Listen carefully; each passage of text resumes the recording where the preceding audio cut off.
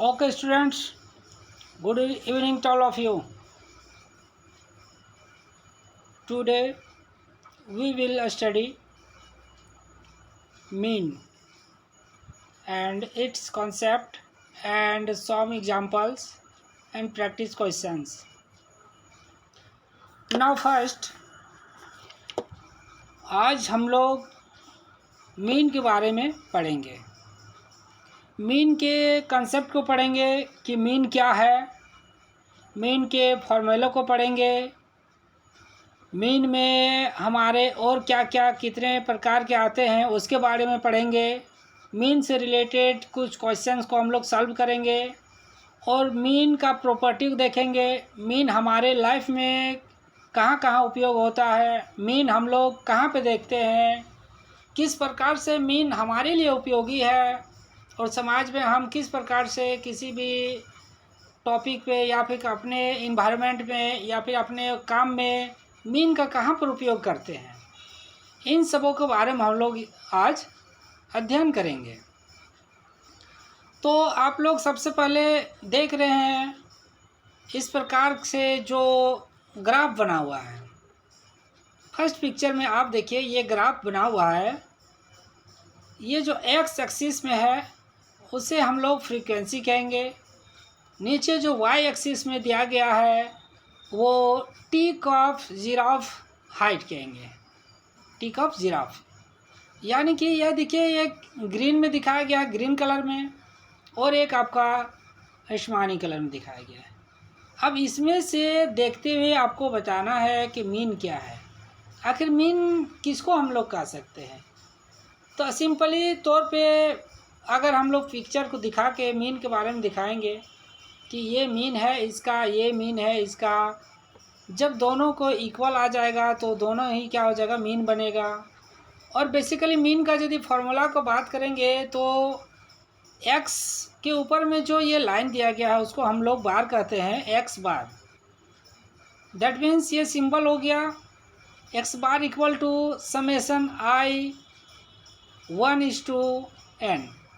यानी कि यहाँ पे देखना है समेशन जो एक्स आई है और आई जो है मेरा आई से लेके एन तक ये बिलोंग करता है, यानी कि 1 से लेके n तक करता है, और नीचे जो है मेरा ये n दिया हुआ है। तो ये सिंपल मीन का ये एक फार्मूला है। और सेकंड स्लाइड पे हम लोग इसको अध्ययन करेंगे कि मीन आखिर है क्या, मीन का कॉन्सेप्ट क्या है। So mean is an essential concept in mathematics and statics. अब इस बात को यहाँ पे समझेंगे कि मीन क्या है, कि मीन जो है वह मेरा गणित और सांख्यिकी में माध्य एक आवश्यक अवधारणा है। अगर हम गणित की कहीं पे बात करते हैं, कहीं पे स्टैटिक्स का बात करते हैं, तो वहाँ पे जो मेरा मीन है, माध्य है, वह बहुत ही आवश्यक हमारा एक अवधारणा है, एक कॉन्सेप्ट है। Mean is an essential concept, ये हमारा सबसे जरूरी कॉन्सेप्ट है। जहाँ पर मैथ और सांख्यिकी की बात करेंगे, the mean is the average और the most common value in a collection of numbers. अब क्या कह रहा है कि माध्य संख्याओं के संग्रह में औसत या सबसे सामान्य मान है। अगर माध्य की बात करते हैं तो कहते हैं कि mean is the average. Mean माध्य जो है वह मेरा क्या है, एक औसत है, एवरेज। एवरेज को हम लोग मीन कहते हैं। और the most common value in collection of numbers, यानी कि नंबर के जो कलेक्शन है उससे हम लोग क्या कहें, संख्याओं का संग्रह में औसत या सबसे सामान्य मान को मीन कहा जाता है। इन स्टैटिक्स यदि हम लोग सांख्यिकी में बात करेंगे तो it is a major of central tendency of A probability distribution along median and mode. आंकड़ों में यदि हम लोग देखेंगे तो यह माध्यिका और बहुलक के साथ संभाव्यता वितरण की केंद्र प्रवृत्ति का एक माप है। अब यहाँ पे देखिए कि ये सेंट्रल टेंडेंसी, ये सेंट्रल टेंडेंसी क्या होता है, केंद्र प्रवृत्ति के जो माप हम लोग कहते हैं सेंट्रल टेंडेंसी, तो उसके अंतर्गत आपके मीन, मीडियन, मोड ये 3 आते हैं, जिसे हम लोग सेंट्रल टेंडेंसी कहते हैं। सेंट्रल टेंडेंसी यानी कि अगर पूछे जाए सेंट्रल टेंडेंसी क्या है, तो केंद्र प्रवृत्ति का वह मापक है जिसके द्वारा हम किसी औसत, माध्यिका और बहुलक को मेजर करते हैं। इन 3 चीज़ को जब हम मेजर करेंगे तो इसे ही हम लोग क्या कहेंगे, केंद्र प्रवृत्ति का माप कहेंगे। अगर पूछा जाए कि सेंट्रल टेंडेंसी के अंतर्गत कौन कौन से आते हैं, हमारा किसे किसे हम लोग सेंट्रल टेंडेंसी के अंतर्गत रखते हैं, तो वो हमारा बेसिकली मीन, मीडियन, मोड आ जाता है। वहीं पे एक रेंज होता है, जो रेंज को हम लोग सेंट्रल टेंडेंसी नहीं कहते हैं। रेंज क्या कहता है, किसी भी वह स्टार्टिंग और अंतिम यानी कि सबसे हाईएस्ट और लोवेस्ट को जो डिफरेंस होता है उसे हम लोग रेंज कहते हैं। तो इस प्रकार से रेंज निकालते हैं, और रेंज जो है वो हमारा सेंट्रल टेंडेंसी में नहीं आता है। It is also referred to as one expected value. यह एक सांख्यिकीय अवधारणा है जो वित्त में एक प्रमुख महत्व रखती है। यह क्या होता है, हमारा एक सांख्यिकीय अवधारणा है, स्टैटिस्टिक कॉन्सेप्ट है। मीन, मीन क्या है, स्टैटिक कॉन्सेप्ट, सांख्यिकीय अवधारणा, जो कि हमारा वित्त में एक प्रमुख स्थान रखता है। It is a statical concept that carries a major significance in finance. Finance में देखा जाता है कि ये जो मीन है वो स्टैटिक्स में, फाइनेंस में इसका सबसे ज़्यादा यहाँ पे सार्थक उपयोग किया जाता है। मीन का सबसे ज़्यादा सार्थक उपयोग स्टैटिक्स में किया जाता है। अब इस प्रकार से जो मेरा यहाँ पे माध्य है, माध्य अवधारणा का उपयोग विभिन्न वित्तीय क्षेत्रों में किया जाता है, जिसमें आपका the concept is used in various financial field. बहुत सारे फाइनेंशियल फील्ड में इसका उपयोग किया जाता है, जैसे कि for example including portfolio management, business, इस प्रकार से वहाँ पे शामिल किया जाता है। विभिन्न वित्त क्षेत्रों में किया जाता है, जिसमें पोर्टफोलियो प्रबंधन और व्यावसायिक मूल्यांकन शामिल है, लेकिन इन्हीं तक सीमित नहीं है। ये मीन का जो हम बात कर रहे हैं कि मीन का जो सिग्निफिकेंट रोल है, मेजर सिग्निफिकेंट उसका जो वैल्यू है, किस में है, पोर्टफोलियो मैनेजमेंट में है, पोर्टफोलियो इसका व्यावसायिक मैनेजमेंट में है, बिजनेस वैल्यूएशन, और भी इसे छोड़ के और भी बहुत सारे जो यहाँ पर उपयोग इसका किया जाता है। नाउ एन एवरेज और सेंट्रल वैल्यू ऑफ डाटा, क्या कर रहे हैं यहाँ पे, एवरेज का बात करा। जहाँ पर आपका एवरेज का बात करेगा वहाँ पे आप मीन को ही सोचेंगे। एवरेज का जहाँ बात किया वहाँ पे मीन आपका आ जाएगा। एन एवरेज और central value of data, data एक औसत और केंद्र मूल्य है या एक सांख्यिकी श्रृंखला, एक चर का मान है, और a statical series in the value of and variables which describe the characteristics of the entire data or the associated frequency distribution। क्या है कि हमारा जो मीन है वह इसे हम लोग एवरेज भी कहते हैं। एन एवरेज और central value of the data और statical series in the value of an variable which describe the characteristics of the entire data, जो कि क्या करते हैं, वह मिडिल को देखा जाता है सेंट्रल टेंडेंसी, और ये क्या करता है, पूरे डेटा को, ये उसके करैक्टरिस्टिक्स को बताता है। यानी कि ये मीन क्या करता है, हमारे संपूर्ण डाटा के बारे में बताता है कि कौन सा डाटा हमारे से कितना कम है, कितना दूरी पे है, कितना ज़्यादा है। ये मीन देखा जाता है, मीन से आखिर कितने पर वो डेविएट होते हैं, इस प्रकार से भी वो देखा जाता है। मीन को देखते हुए हम दूसरे डेटा को वहाँ पे देखते हैं। और द एसोसिएटेड फ्रीक्वेंसी डिस्ट्रीब्यूशन, हमारा जो फ्रीक्वेंसी डिस्ट्रीब्यूशन वितरण है, फ्रीक्वेंसी है, उसका एसोसिएटेड को हम लोग यहाँ पे देखते हैं। डेटा एक औसत और केंद्र मूल्य या एक सांख्यिकी श्रृंखला है, एक चर का मान है जो संपूर्ण डेटा या संबंधित आवृत्ति वितरण की विशेषताओं का वर्णन करता है। यह क्या करता है, हमारा जो आवृत्ति वितरण है उनकी विशेषताओं का वर्णन करता है। आवृत्ति कहने का मतलब है कि आप वहाँ पर देखेंगे फ्रीक्वेंसी में देखा जाता है कि कितना बार कोई भी डेटा रिपीटेड हुआ है। अगर 4 बार रिपीटेड हुआ तो वहाँ पे उसका नंबरिंग से 4 बार लिख देते हैं, अगर 5 बार है तो 5 बार लिखते हैं। इस प्रकार से वो क्या करता है, उसकी विशेषता को वहाँ पे बताता है। इन अदर वर्ड्स, दूसरों शब्दों में यदि हम लोग बात करें, an average of A distribution is the value of variable which is representative of the entire distribution. अब यहाँ पर क्या है कि एक वितरण का औसत चर का मान, जो औसत चर का जो मान होता है, जो संपूर्ण वितरण का प्रतिनिधित्व करता है। यानी कि मीन क्या करता है, हमारा जो टोटल डेटा है सभी को वह रिप्रेजेंट करता है। मीन केवल मीन ही है जो टोटल डेटा को रिप्रेजेंट करता है। इस प्रकार से अब इस प्रकार से हम लोग यहाँ पे such is the value of the great significant because it depicts the characteristics of the entire data. Total data का कैरेक्टरिस्टिक्स को ये मेजर करता है, उसको देखता है, संपूर्ण का प्रतिनिधित्व करता है।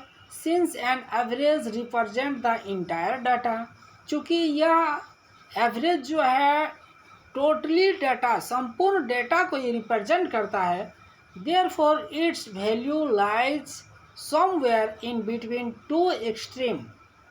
दो एक्सट्रीम के बीच में ये लाइज करता है, the largest and the smallest. यानी कि सबसे जो लार्जेस्ट है, सबसे ज़्यादा जो है, और सबसे कम आइटम जो है। For this reason and average is called a measure of location और a measure of central tendency. चूँकि यहाँ पर जैसे कि हम लोग बात करते हैं कि ये जो मीन है, मीन हमारे संपूर्ण डेटा का प्रतिनिधित्व करता है, किस प्रकार से हमारे डेटा कहाँ पे लाई कर रहा है, कितने दूरी पे है, क्या है।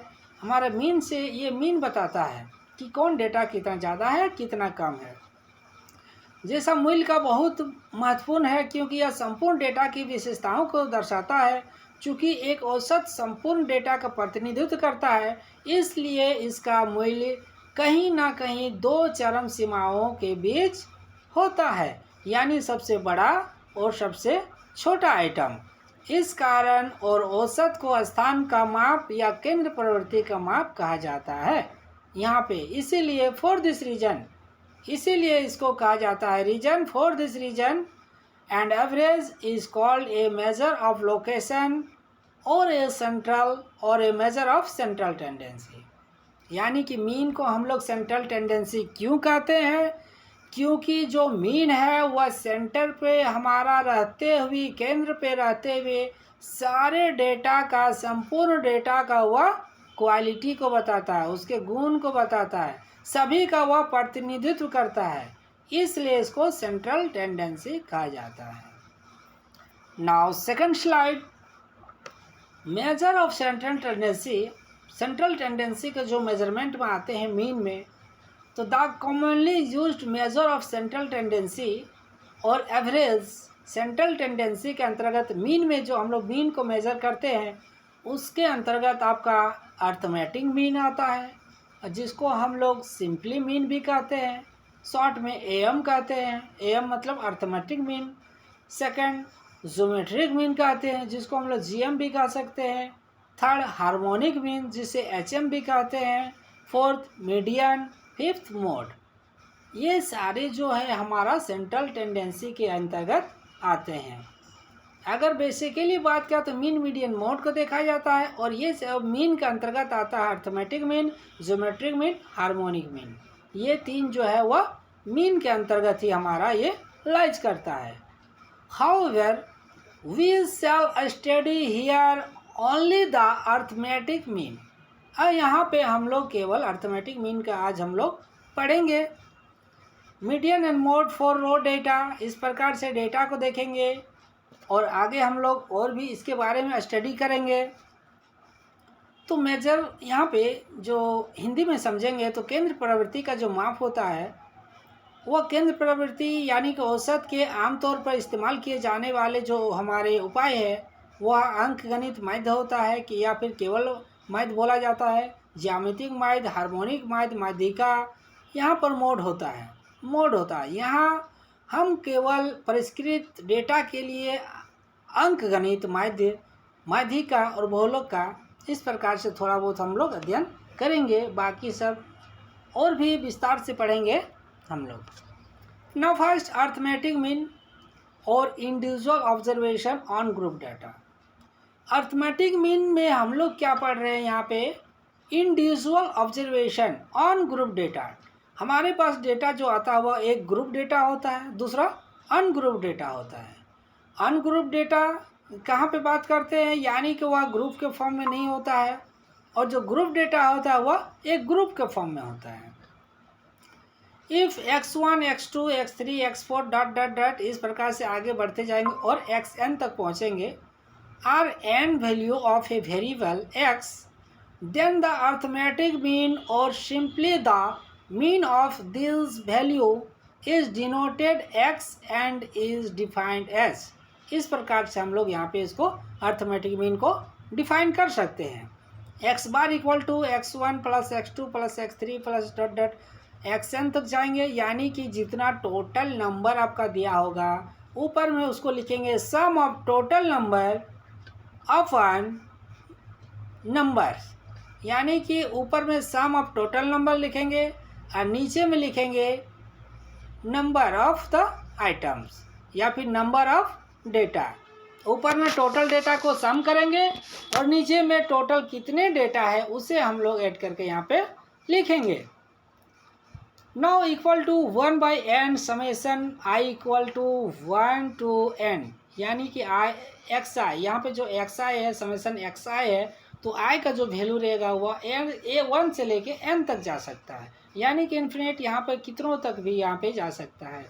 और सिंपली इसको डिनोटेड जब करते हैं x1, x2, x3 dot dot xn तक करते हैं, यानी अंकगणित माध्य या व्यक्तिगत अवलोकन वर्गीकृत डेटा।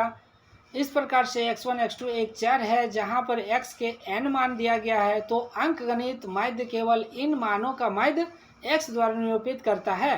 माध्य जो है उसको हम लोग x बार से यहाँ पे हम लोग डिनोटेड करते हैं, मीन को हम लोग x बार से डिनोटेड करते हैं। इससे हम लोग इस प्रकार से इसको परिभाषित कर सकते हैं। तो मीन का कॉन्सेप्ट में समझ में आया कि मीन क्या है, मेरा एवरेज है। और मीन क्यों सेंट्रल टेंडेंसी कहते हैं, क्योंकि यह सेंटर में रहते हुए सारे ऑल डेटा को रिप्रेजेंट करता है, सभी डेटा को प्रतिनिधित्व करता है, इसलिए इसे हम लोग सेंट्रल टेंडेंसी कहते हैं। और मीन के अंतर्गत अर्थमेटिक मीन आपको यहाँ पर दिया गया है। जो arithmetic mean x bar equal to क्या होता है, summation xi where i equal to 1 to lie the n। In the other word, दूसरे शब्दों में, the arithmetic mean of a set of observation is equal to their sum, यानी कि total को जितना भी नंबर दिया उसको सम करते हैं, divided the total number of observation, यानी कि आपके पास कितने नंबर है टोटल नंबर से हम लोग डिवाइड करते हैं। The following example is illustrate the use of the above definition in finding the arithmetic mean of individual observation. अगर दूसरे शब्दों में समझे हम लोग, तो परीक्षणों के समुच्चय का अंकगणित माध्य उनके योग के बराबर होता है, जो परीक्षणों की कुल संख्या से विभाजित होता है। निम्नलिखित इस प्रकार हम लोग उदाहरण के द्वारा इसे हम लोग आगे और अच्छे ढंग से जानने का कोशिश करेंगे। टाइप ऑफ डेटा, डेटा का भी दो टाइप, यहाँ पे एक रॉ डाटा होता है, टेबुलर फॉर्म में होता है। अंडरस्टूड? आप लोग को ये मीन समझ में आ रहा है? आप लोग को मीन समझ में आ रहा है? Hello,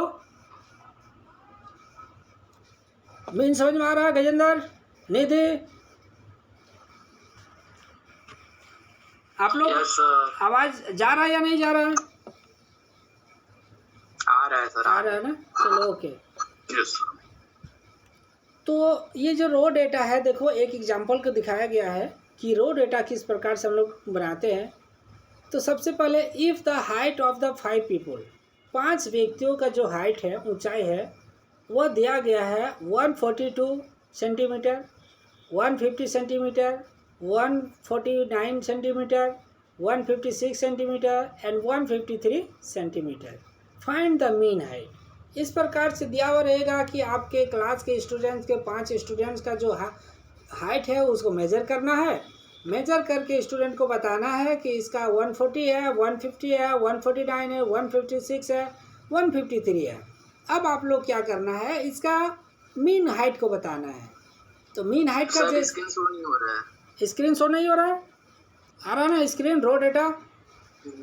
yes sir. यस। तो हमने मीन का कंसेप्ट को समझा कि और मीन को सेंट्रल टेंडेंसी क्यों कहते हैं उसके बारे में समझा। मीन के arithmetic mean, harmonic mean, geometric mean, इसके बारे में वहाँ पे हम लोग देखे। अब रो डेटा में से एक एग्जांपल के बारे में हम लोग यहाँ जानने का कोशिश कर रहे हैं। तो अगर स्टूडेंट को जैसे आपको क्लास लेना है और मीन के बारे में पढ़ाना है तो पहले उसके कंसेप्ट को समझाने के लिए स्टूडेंट को खड़े कर देंगे। 5 स्टूडेंट को खड़े करने के बाद उसको मेजर कर देंगे कि कितना कितना हाइट का है, और स्टूडेंट से उसको नोट डाउन करवा देंगे कि आप लोग इसे नोट डाउन कीजिए। अब इसको क्या करना है, आप लोग इसे मीन हाइट निकालिए। तो मीन हाइट निकालने के लिए स्टूडेंट क्या करेंगे कि टोटल जो नंबर का हाइट दिया गया है, जैसे कि यहाँ पर सबसे फर्स्ट स्टूडेंट का हाइट है 142 प्लस 150, सेकंड का, थर्ड का 149, फिर फोर्थ का 156 और फिफ्थ का 153। इस प्रकार टोटल जो आपको दिया गया हाइट है 5 पीपुल्स का, उसे हम लोग ऐड करेंगे और नीचे में जो है टोटल नंबर से डिवाइड करेंगे। टोटल नंबर मतलब यहाँ पर कितने स्टूडेंट्स हैं, कितने पीपुल है, 5 पीपुल का मैंने मीन निकाल रहा है। जितने का निकालेंगे उतने से ही उसको डिवाइड करेंगे। तो इस प्रकार से जब इसको ऐड करेंगे तो 750 आपका आएगा। ऐड करने से डिवाइडेड बाई 5 से यदि हम डिवाइड देंगे 750 को तो 150 आपका यहाँ पे आएगा। इसलिए यहाँ पर क्या मीन हाइट यदि हम मेजर करेंगे तो 150 सेंटीमीटर आपका आएगा। तो मीन का निकालने का फॉर्मूला क्या हो गया कि sum of the total number divided by total number. ऊपर में सम करना है टोटल नंबर को और नीचे डिवाइड करना है उसके नंबर से, कितने नंबर हैं। नाउ एग्जाम्पल और यहाँ पे देखते हैं कि if the height of 5 person are 144 centimetre, 152, 151, 158, 155। इस प्रकार से एक क्या करेंगे, टीचर करके दिखाएंगे या स्टूडेंट से करने के लिए बोलेंगे। अब यहाँ पे क्या करेंगे, सेकंड और एक एग्जांपल लेंगे, दूसरे अनदर स्टूडेंट को खड़ा करेंगे, फिर उसको मेजर करके स्टूडेंट से नोट डाउन कराएंगे। इसका हाइट को नोट डाउन कीजिए और इसका मीन निकालिए। तो स्टूडेंट्स क्या करेंगे, उसको ऐड करेंगे टोटल नंबर को। ऐड करने के बाद जितने नंबर है उससे उसको डिवाइड करेंगे। तो यहाँ पर मेरा यहाँ पर टोटल दिया गया है 5 पर्सन्स का। अब इसलिए यहाँ से नीचे 5 है, 5 से उसको हम लोग डिवाइड कर देंगे। जितना भी पर्सन्स रहेगा, जितने डेटा रहेगा उतने से उसको डिवाइड कर देंगे। तो इस प्रकार से आपका यहाँ पे रिजल्ट आएगा। नाउ सेकंड पे देखेंगे, find the arithmetic mean. Arithmetic mean या फिर आपको मीन बोला जाए, आपको मीन निकालने कहा जाए या अर्थमेटिक मीन कहा जाए, फॉर्मूला आपका वही सेम रहता है। अब यहाँ करा find the arithmetic mean of first 6 natural number. प्राकृतिक प्रथम 6 प्राकृतिक संख्याओं का समांतर माध्य ज्ञात कीजिए। अर्थमेटिक मीन आप लोग पढ़े होंगे, अर्थमेटिक निकालने का क्या होता है, लेकिन बेसिकली आपको स्टूडेंट्स को पढ़ाना है, किस प्रकार से हमको पढ़ाना है, स्टडी कराना है, तो उसके रियल लाइफ से उसी से प्रैक्टिकली आपको वहाँ पे दिखाना है। जब वहाँ पे हम दिखाएंगे तो क्या होगा, उसे समझ में आएगा हो रहा है। तो स्टूडेंट से जब प्रैक्टिकली कराएंगे, 5 स्टूडेंट को खड़ा करेंगे, उसको हाइट को मेजर करेंगे, उससे नोट डाउन करवाएंगे और उसी से निकालने के लिए कहेंगे, तो स्टूडेंट क्या होगा कि मीन के बारे में ज़्यादा से ज़्यादा उसको समझ पाएंगे। तो इस प्रकार यहाँ पर प्रथम 6 प्राकृतिक संख्याओं का समांतर माध्य ज्ञात कीजिए। तो 6 प्राकृतिक संख्या 1 2 3 4 5 6, इस प्रकार से 6 यहाँ मेरा यहाँ पर प्राकृतिक संख्या है और उसमें से क्या करना है, इसको माध्य निकालना है। तो हमने क्या कहा कि माध्य इक्वल टू क्या होता है, ऊपर में जो होता है सभी संख्याओं का योग होता है और नीचे में जो होता है नंबर ऑफ डेटा, यानी कि संख्या कितना है मेरे पास, उसको यहाँ से उससे डिवाइड देते हैं। तो 1 से लेके 6 तक ऐड करेंगे तो आपका 21 डिवाइडेड बाई 6। अब इसको हम लोग क्या करेंगे, 3 से यहाँ पे कट करेंगे तो 7/2 यानी कि 3.5। ये आपका माध्य आ गया प्रथम 6 प्राकृतिक संख्याओं का माध्य 3.5 हो गया। नेक्स्ट एग्जाम्पल में देखेंगे find the arithmetic mean of first 10 odd natural number.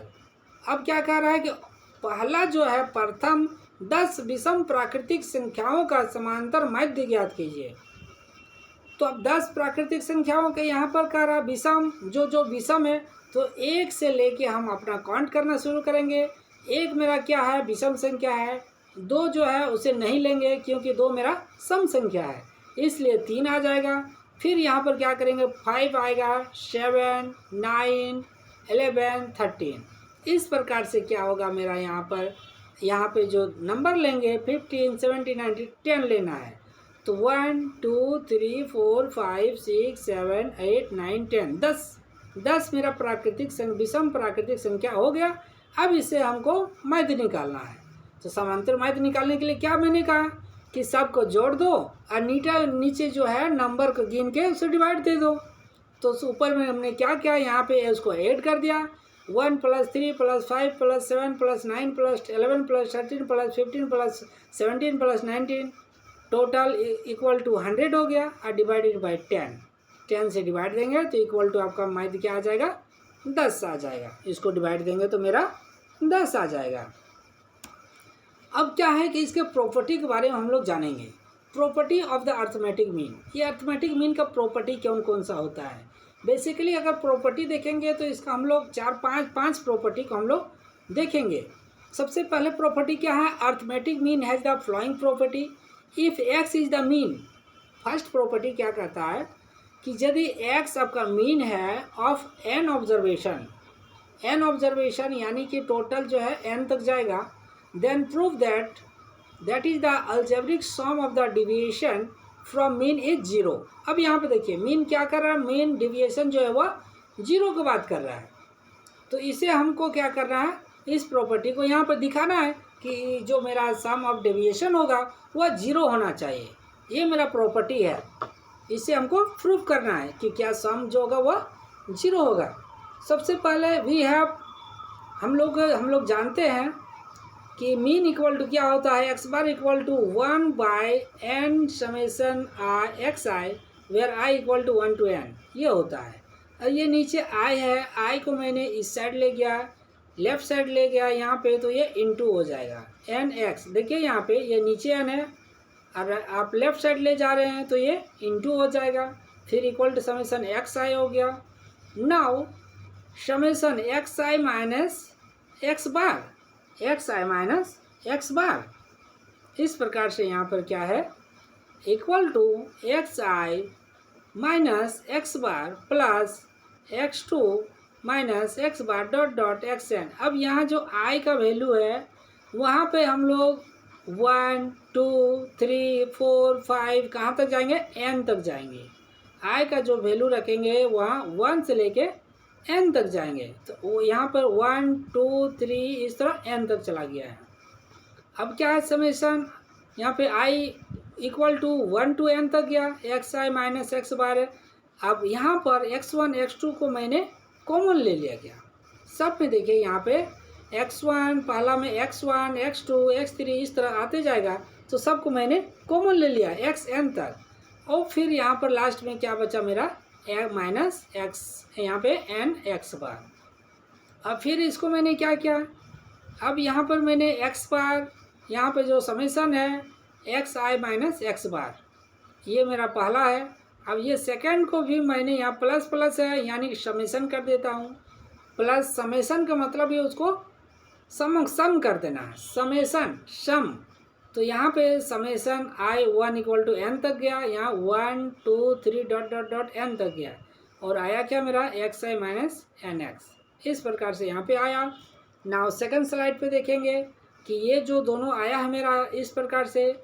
अब यहाँ पे देखेंगे कि ये जो राइट साइड है इसको मैं लेफ़्ट साइड ले आता हूँ, राइट साइड को लेफ़्ट साइड, या फिर यहाँ पर दोनों कट गया nx minus nx, plus minus क्या हो गया माइनस।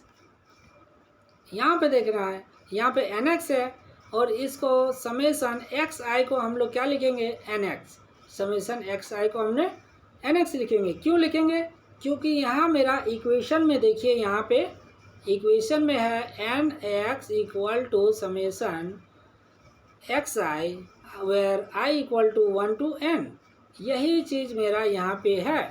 तो इसके जगह पे हम लोग एन एक्स लिख सकते हैं।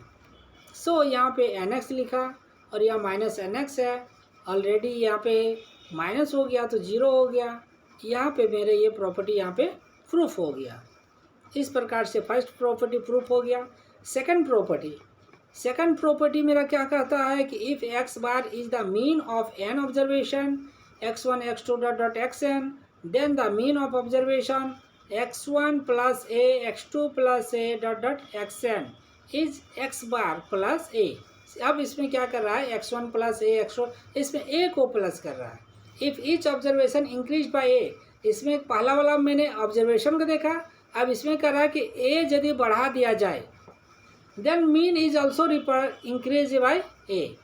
अगर मीन के किसी भी प्रत्येक डेटा में यदि हम कोई भी संख्या से एक ही संख्या को बराबर जोड़ते जोड़ते जाते हैं तो जो उसका मीन का जो वैल्यू आएगा, मीन जो आएगा, वो उसमें भी वह उतना ऐड हो जाएगा।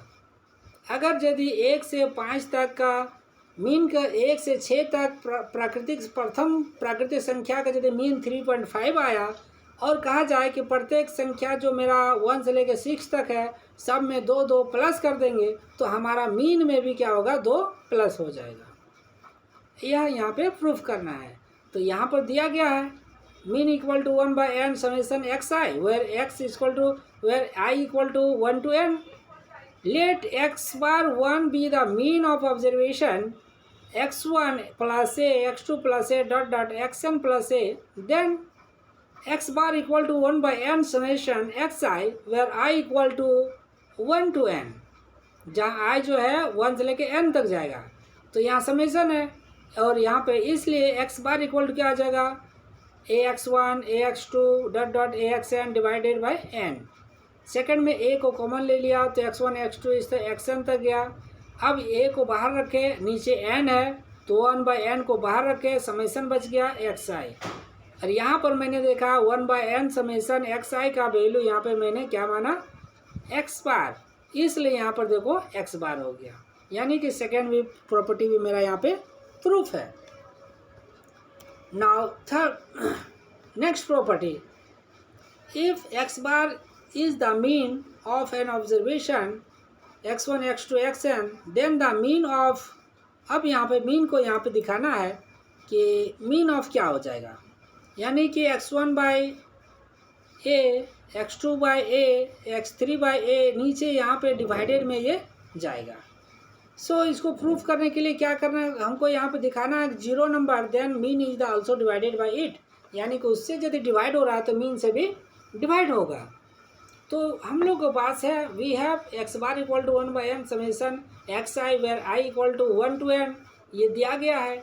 और मान लेते हैं let x bar dash be the mean of x1 by a x2 by a x3 by a, इस प्रकार से dot dot xn by n तक गया है। अब यहाँ पे क्या है कि 1 बाई ए सब में है और x1 x2 गया हुआ है, यहाँ xn है, तो मैं क्या करता हूँ यहाँ पे 1 बाई n से यहाँ पे हम लोग कॉमन ले लेते हैं। तो 1 बाई n को यदि यहाँ पे हम लोग देखते हैं आगे 1 बाई n से, तो फिर यहाँ पर क्या आ जाएगा, x1 x2 x3 आएगा। यहाँ नीचे देखिए xn डिवाइडेड बाई a, फिर यहाँ पे a को भी यहाँ पे कॉमन लेंगे, n को अंदर चला जाएगा। तो इस प्रकार से जब इसको समेसन के फॉर्म में करेंगे तो आएगा 1 by n summation x i whole में n। अब इसका वैल्यू यहाँ पर मेरा x बार है, तो यहाँ पर मैं क्या लिख दूंगा, x बार, यानी कि 1 बाई ए इंटू एक्स बार, ये मेरा यहाँ पे आया। इस प्रकार से आगे, इस प्रकार से नेक्स्ट प्रॉपर्टी आप देखेंगे आगे, तो यहाँ भी सेम टू सेम मिलेगा कि कह रहा है कि यदि x बार n प्रक्षणों x1 x2 xn का माध्य है, तो माध्य है जहाँ a कोई वास्तविक संख्या है तो हमको दिखाना है, प्रमाणित करना है कि इतना इक्वल टू इतना। इसलिए प्रूफ हमको ये दिखाना है कि हमारे पास ये है mean equal to 1 by n summation x i, और let x bar is the mean of x1 minus a x2 minus a. इससे पहले मैंने क्या प्रॉपर्टी में, सेकंड प्रॉपर्टी में था कि हमारे जितने ऑब्जर्वेशन है, जितने डेटा है, उसमें यदि एक सेम अमाउंट को ऐड करते जाएंगे तो हमारे मीन में भी उतना ही बढ़ोतरी होगा। अब कह रहा है कि हमारे जो डेटा दिया गया है, जितने नंबर है उसमें में सेम नंबर को सब में माइनस करेंगे तो हमारे मीन में भी उतना माइनस करना पड़ेगा। तो वही यहाँ पे कह रहा है यहाँ पे। तो हमारे पास ये मीन इक्वल टू ये दिया गया है और मैंने इसको मान लिया। मानने के बाद क्या किया, x bar x1 minus a x2 minus ए सबको ऐड कर दिए, डिवाइडेड बाय n कर दिए। अब यहाँ पर x1 x2 x3 है, यहाँ पर देखिए इस प्रकार से उसको एक साथ रखे, बाकी यहाँ पर na को माइनस कर दिए। अब इसका हम लोग फार्मूला में जब लिखेंगे समेसन xi लिखेंगे और xi का यहाँ पर हम लोग यहाँ पे x बार दिया गया है, इसलिए क्या हो जाएगा, x बार माइनस ए हो जाएगा। इस प्रकार से यहाँ x बार माइनस ए हो जाएगा। अब हम लोग क्या करेंगे कि कुछ एग्जाम्पल को यहाँ पे देखते हैं कि किस प्रकार से एग्जाम्पल की यहाँ पे मीन के कैसे एग्जाम्पल को सॉल्व किया जाता है। ये प्रॉपर्टी आप लोगों को समझ में आ रहा था? प्रॉपर्टी आप लोगों को समझ में आ रहा था? आवाज़ जा रही है या नहीं बताइए। Yes sir. Yes, okay. तो मीन मैंने बताया कि मीन क्या है, कंसेप्ट उसके बारे में। किसी भी एवरेज वैल्यू को मीन कहा जाता है जो एवरेज होता है और वह सबसे मध्य में, मध्य से चारों तरफ सभी डेटा को वह क्या करता है, आप मेजर करता है, उसको प्रतिनिधित्व करता है, इसलिए उसको सेंट्रल टेंडेंसी कहा जाता है। मीन क्या होता है, mean arithmetic mean, harmonic mean, geometric mean, ये 3 प्रकार के मीन को देखा जाता है। और मीन निकालने के लिए बेसिकली क्या होता है, प्रैक्टिकली बच्चों लोग को दिखा के वहाँ से उसको खुद से कराने के लिए ज़रूरत होता है। अब मीन का प्रॉपर्टी 5 प्रॉपर्टी है, जिसमें से हम लोग एक प्रॉपर्टी को देखा कि मीन जो होता है उसका वैल्यू को देखते हैं तो वहाँ पे 0 आता है। दूसरे प्रॉपर्टी में देखते हैं कि मीन, अगर हमारे पास 5 डेटा है, 5 नंबर दिया गया है और पाँचों नंबर में यदि सेम कोई नंबर को माइनस करेंगे कि -2 करना है, सब में यदि 2 माइनस करना है तो हमारा जो मीन रिजल्ट आया था उसमें भी 2 कम हो जाएगा। और फिर नेक्स्ट प्रॉपर्टी क्या कहता है कि हमारे मीन, यदि हमारे मीन में बढ़ोतरी कब होगा, जब हमारे डेटा दिया हो रहेगा, जितना भी 10 डेटा है और 10 डेटा में यदि 5 5 5 5 सब में जोड़ते हैं तो हमारा जो मीन पहले का था उसमें भी 5 हमारा ज़्यादा हो जाएगा, उसमें भी 5 हमको जोड़ना पड़ेगा, 5 ज़्यादा हो जाएगा। इस प्रकार से प्रॉपर्टी था। अब हम एग्जाम्पल को यहाँ पर देखते हैं कि किस प्रकार से कोई एग्जाम्पल कैसे करते हैं। कहता है कि if the mean of 6 4 7 p and 10 is 8 find the value of p। अब कभी कभी क्या होता है कि मीन का वैल्यू आपको दिया हो रहेगा, उसके अंदर क्या होता है, बहुत सारे ऐसे डेटा होते हैं जिसे आपको फाइंड करने की आवश्यकता होती है। तो वहाँ पर जो डेटा नहीं दिया गया है उसे हम लोग यहाँ पर p कहते हैं और p डेटा को हम लोग यहाँ पे फाइंड करेंगे। तो p डेटा को फाइंड करने के लिए क्या करेंगे, क्वेश्चन है यदि 6 4 7 का माध्य p और 10 8 है, इस प्रकार से उसका माध्य दिया गया है, तो p का मान ज्ञात कीजिए। p का मान हमको वहाँ पे ज्ञात करना है, यानी कि 8 जो दिया गया हुआ मेरा माध्य दिया हुआ है और अंदर का एक डेटा हमको नहीं दिया गया है। तो माध्य इक्वल टू क्या बताया मैंने, माध्य इक्वल टू यानी कि mean equal to sum of the total number, ऊपर में सभी नंबर को जोड़ना है और डिवाइडेड बाय नंबर, कितने नंबर है उससे हम लोग डिवाइड करेंगे। तो यहाँ पे जो डाटा दिया गया है, देखिए यहाँ पे क्या दिएगा, 6 + 4 + 7 + p + 10, ये मेरा डेटा यहाँ पे दिया गया है और डिवाइडेड बाय कितना है, यहाँ पे नंबर अब कितना डेटा है, 1 2 3 4 5 number of data, so divided by 5, इसलिए हम लोग यहाँ पर 5 से डिवाइड करेंगे। अब क्या करेंगे यहाँ पे कि यहाँ पे क्रॉस मल्टीप्लिकेशन करेंगे, 5 से ऊपर और नीचे से इधर क्रॉस मल्टीप्लिकेशन करेंगे तो हो जाएगा 5 8 जा 40 इक्वल टू, इस सब को ऐड करेंगे तो 27 + p आएगा, 27 + p आएगा। अब p का वैल्यू हमको निकालना है, तो जब यार 27 मेरा राइट साइड है, इसको मैं ले जाऊंगा लेफ़्ट साइड। जब इसको लेफ़्ट साइड ले जाऊंगा तो क्या हो जाएगा, इधर प्लस है तो उसका साइन में चेंज हो जाता है। जब किसी नंबर को मैं किसी इक्वल टू को राइट से लेफ़्ट ले जाता हूँ, इक्वल टू के कहीं अपोजिट साइड ले जाता हूँ, तो उसका क्या होता है, वहाँ पे उसका जो साइन होता है वो चेंज हो जाता है। इसलिए यहाँ पर क्या आ जाएगा 40 माइनस 27। जब 40 में से 27 माइनस करेंगे तो मेरा आएगा 13। तो इस प्रकार क्या हो गया, यहाँ पे मेरा जो वैल्यू आ गया वो 13 हो गया। पी का वैल्यू मेरा यहाँ पे 13 आ गया।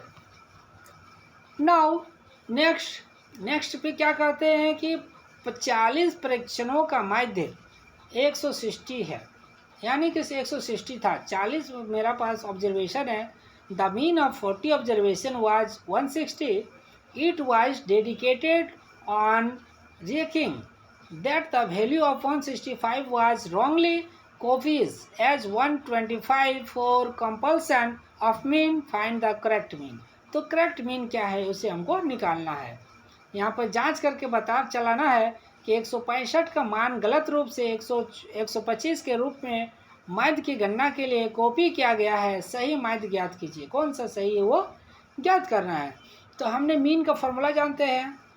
मीन इक्वल टू क्या होता है 1/n समेशन xi, और i मेरा क्या होता है 1 से लेके n तक होता है।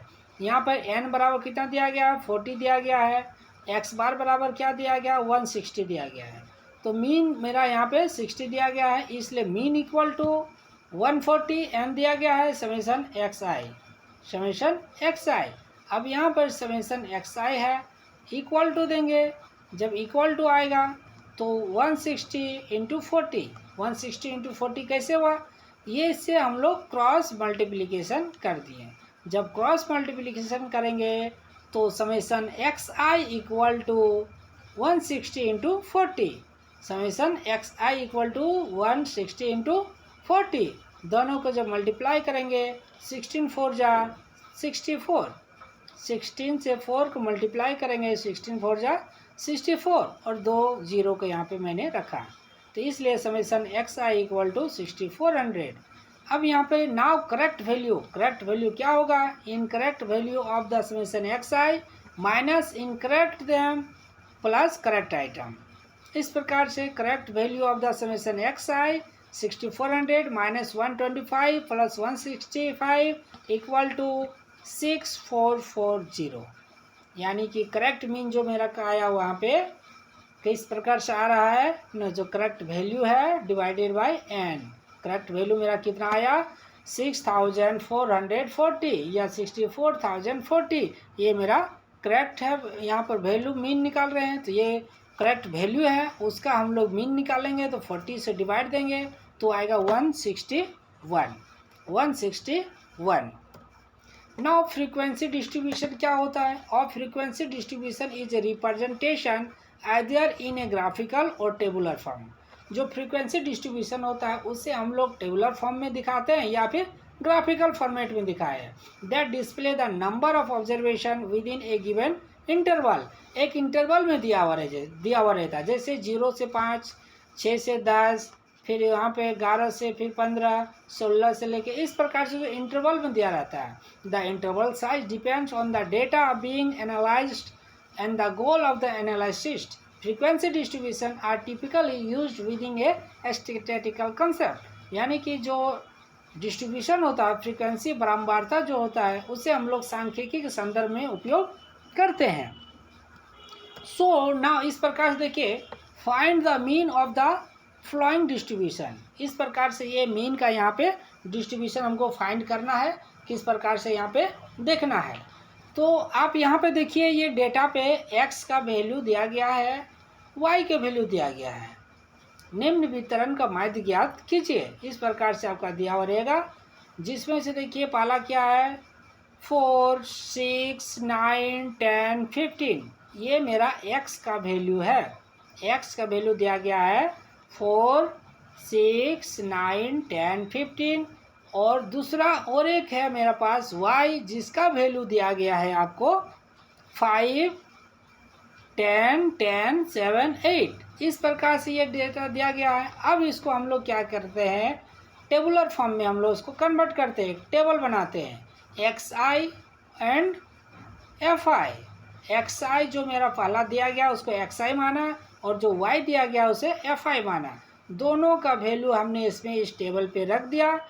4, 6, 9, 10, 15। देखिए 4, 6, 9, 10, 15 है, सेम है। y का भी fi माना तो 5, 10, 10, 7, 8, 5, 10, 10, 7, 8 इस प्रकार दिया। अब मैं क्या किया, सेकंड जो थर्ड कॉलम है इसमें हम लोग क्या किए, दोनों को मल्टीप्लाई कर दिए, यानी कि fi इंटू xi। दोनों को जब मल्टीप्लाई करेंगे यहाँ पे तो 4 into 5 20, 6 into 10 60, 9 into 10 90, 10 into 7 70, 15 into 8 120।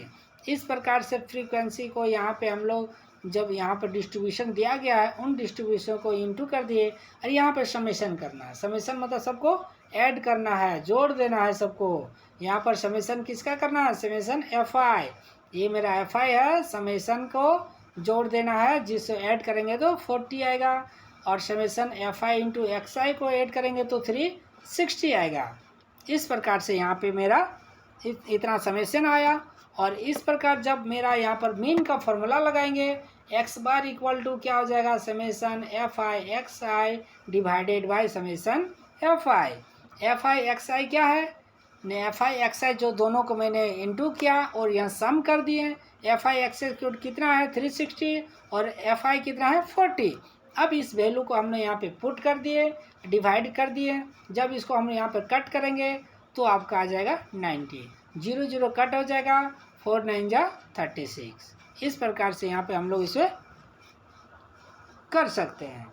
तो अब आप लोग बताइए, यहाँ तक कहीं पे पूछना है आपको मीन के बारे में, मीन के कॉन्सेप्ट के बारे में आप लोग बताइए, कहीं पे पूछना है तो बताइए। मीन के बारे में पूछना है, मीन के कॉन्सेप्ट के बारे में, अर्थमेटिक मीन कैसे निकाला जाता है, इसके एग्जाम्पल को आया आप लोग को समझ में, बताइए आप लोग। Yes sir. आ गया ना समझ में? Yes sir. Yes sir, okay, thank you. तो इस पर